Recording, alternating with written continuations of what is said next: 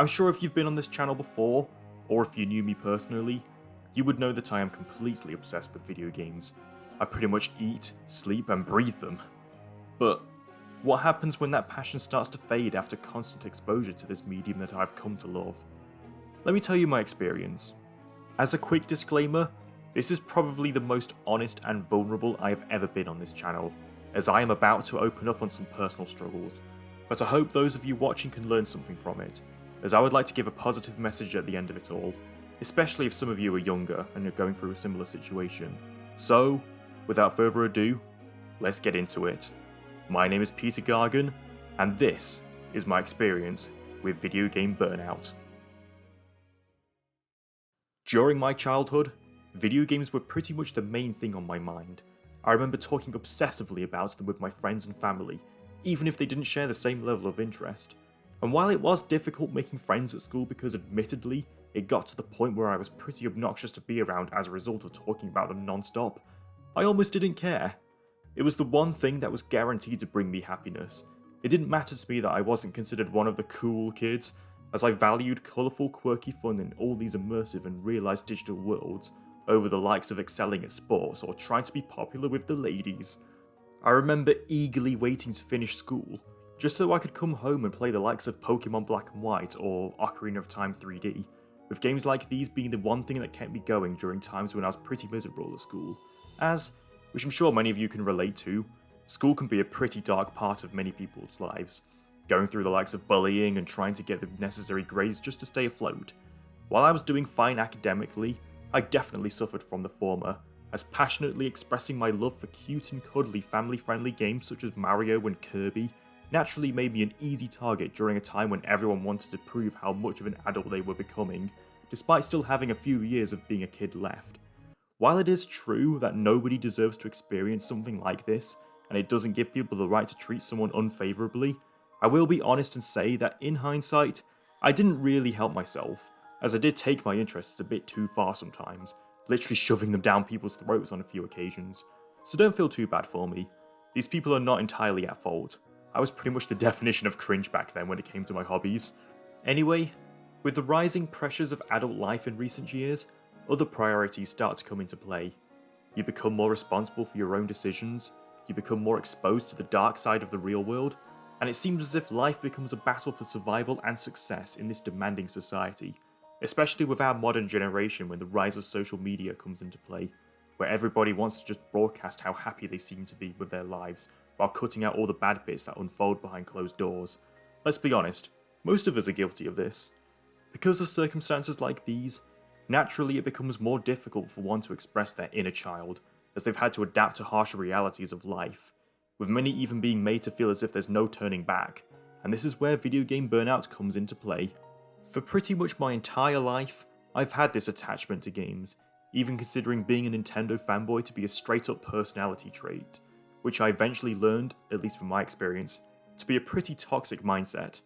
By the time I was free to make my own decisions in life, it almost felt as if I had nothing else to offer, as I tied myself down to this interest and I hadn't really made enough room to develop any other hobbies. Sure, I used to play tennis weekly with some friends, but I didn't really feel as if there was much to talk about. I also had an interest in pursuing filmmaking, which is why I studied media production in college and currently doing so in university. But before that, I didn't really have anything else to show for it, as my spare time was spent on all these games. I dread to think how many of them I've clocked hundreds of hours in each. Eventually, it got to a point where I started to feel as if I just didn't enjoy video games anymore. After all, what was the point if it was socially unacceptable to express it? I began to resent this lifelong obsession, and felt as if I had just wasted my whole life just pushing buttons on a controller and constantly trying to share those experiences with others who really didn't care and had their own issues to worry about. New releases just didn't seem as exciting as they used to be, no matter how high quality they were, and due to the demands of adult life, I lost touch with many people that I thought would be permanent lifelong friends, and particularly during my first year at university, I felt as if I didn't fit in. It was a lonely time for sure, and I thought I was forever trapped in this cycle of being that one sad nerd that only had Mario on his mind. However, I began to realise that this didn't have to be the case, and it was up to me to make sure this grim fate didn't become a reality. So how did I come to this realization that this burning passion I had since childhood was still there and never truly died out? And how will I be able to control it going forward? Here's some of the steps I took to reignite this passion in a more constructive and healthy manner, and perhaps these are tips that some of you can take on board if you've ever felt this way too. I realised that a lot of my resentment stemmed from caring too much about what others thought of me. I'm sure if you're an avid gamer, you've had people make fun of you and put you down for enjoying games, probably saying something along the lines of, "Oh, that's childish, when are you going to grow up?" Or, "Couldn't you be doing something more productive, like, I don't know, spending your weekend getting drunk and binge watching the same Netflix series 10 times over?" Not that there's anything wrong with that. If that's what you enjoy, more power to you. But I'm sure you can relate to that level of hypocrisy, rubbing you the wrong way. With that being said, you should not let judgmental people like that get in the way of what's going to make you truly happy. After all, if you thought they were unpleasant to talk to based on these kinds of encounters, then you really don't want to surround yourself around them in the first place, and anything they say to invalidate you is more of a reflection of what they are like as a person. They most likely have their own insecurities, and are just projecting that onto the people around them, so what they think really shouldn't matter, so don't feel as if you have to adapt to their needs for the sake of fitting in. Another huge root of the issue that I briefly touched on earlier was that I didn't leave room for other activities or really look into what else brought me joy, which is why I recommend you figure this out. While everybody has a different path in life to take, from my personal experience, it was when I decided to join a student society at my university that shared the same interests in video production, and the people I have met as a result are by far some of my best friends at uni, and they have helped create lifelong memories that I will cherish forever. And this is a field that doesn't really have anything to do with games at all, but it still ties into my interest of video production. While not all of you are at uni, I'm sure there's many ways you can discover a new passion. Your priority is just to figure out how to get to that point. Taking up tennis, like I said earlier, also helped, as it was the source of some of my favourite memories from school, so I'm certainly glad that I gave it a go in the first place, as it was a productive distraction. It's also crucial to take the necessary steps to look after your general mental health and well-being, as video game burnouts can definitely have a negative toll on it. While I'm no qualified expert on the ins and outs of mental health, I still think it would be wise to do whatever you need to do to have a better quality of life, and there are many resources online that can push you in the right direction.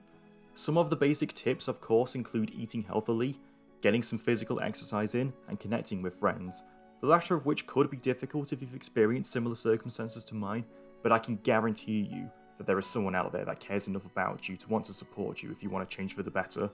In terms of the actual gaming side of it, some things I've tried is revisit a childhood favourite to remember why I fell in love with it in the first place, or alternatively, step outside of my own comfort zone and try out a genre that I normally wouldn't play. In my case, occasionally visiting the world of PlayStation, for example, being the other line of consoles I grew up with alongside Nintendo's offerings, has been a refreshing palate cleanser. After focusing so much of my energy on the latter for extended periods of time, you gain a greater level of appreciation for gaming as a medium when you open yourself to new experiences that offer something different. This next tip is just common sense for many people, but if you're anything like me, make sure you take a break every now and then. Don't stay up until 4 AM trying to get your Pokemon to level 100, and for online multiplayer games like COD or Splatoon, telling yourself one more round is only going to result in 10 more, and then your sleep schedule is just completely screwed, and you'll feel the effects the next morning, especially if you have work or class to attend. Just be responsible with your time management, and you'll honestly thank yourself in the long run. Overall, I hope those of you watching this have taken something away from it and learnt from me sharing my experiences.